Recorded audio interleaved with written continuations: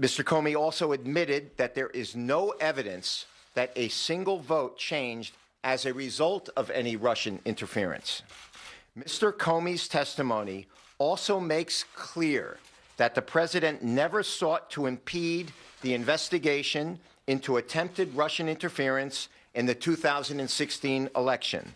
And in fact, according to Mr. Comey, the president told Mr. Comey, quote, "It would be good to find out," close quote, in that investigation if there was, quote, "some satellite associates of his who did something wrong," close quote.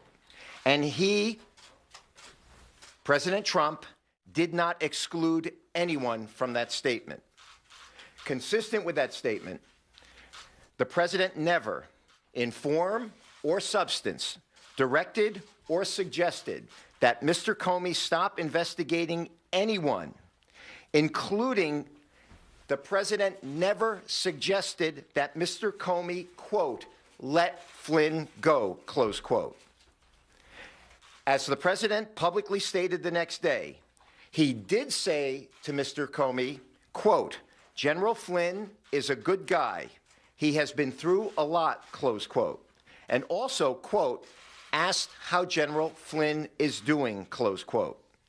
Admiral Rogers testified today that the president never, quote, "directed him to do anything illegal, immoral, unethical, or inappropriate," close quote, and never, quote, "pressured him to do so," close quote.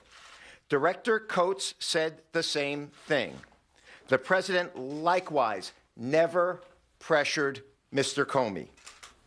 The president also never told Mr. Comey, quote, "I need loyalty. I expect loyalty," close quote. He never said it in form, and he never said it in substance. Of course, the office of the president is entitled to expect loyalty from those who are serving the administration. And from before this president took office to this day, it is overwhelmingly clear that there have been and continue to be those in government who are actively attempting to undermine this administration with selective and illegal leaks of classified information and privileged communications. Mr. Comey has now admitted that he is one of these leakers. Today, Mr. Comey admitted that he unilaterally and surreptitiously made unauthorized disclosures to the press of privileged communications with the president.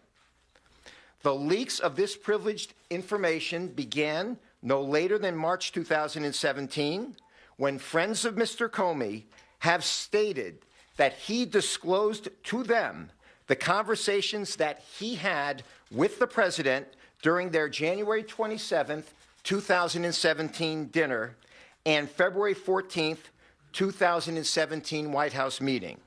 Today, Mr. Comey admitted that he leaked to friends of his purported memos of those privileged communications, one of which he testified was classified.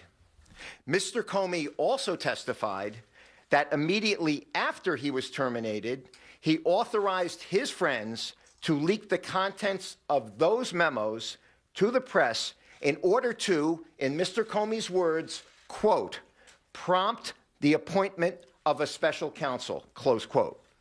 Although Mr. Comey testified that he only leaked the memos in response to a tweet, the public record reveals that the New York Times was quoting from those memos the day before the referenced tweet, which belies Mr. Comey's excuse for this unauthorized disclosure of privileged information and appears to be entirely retaliatory.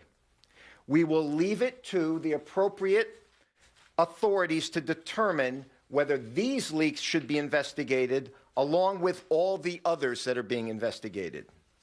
In sum, it is now established that the president was not being investigated for colluding with or attempting to obstruct any investigation.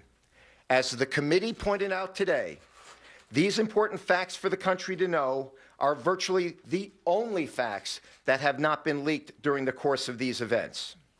As he said yesterday, the president feels completely vindicated and is eager to continue moving forward with his agenda, with the business of this country, and with this public cloud removed. Thank you. Mr. Kasowitz, why did Mueller interview the president? The president's personal attorney right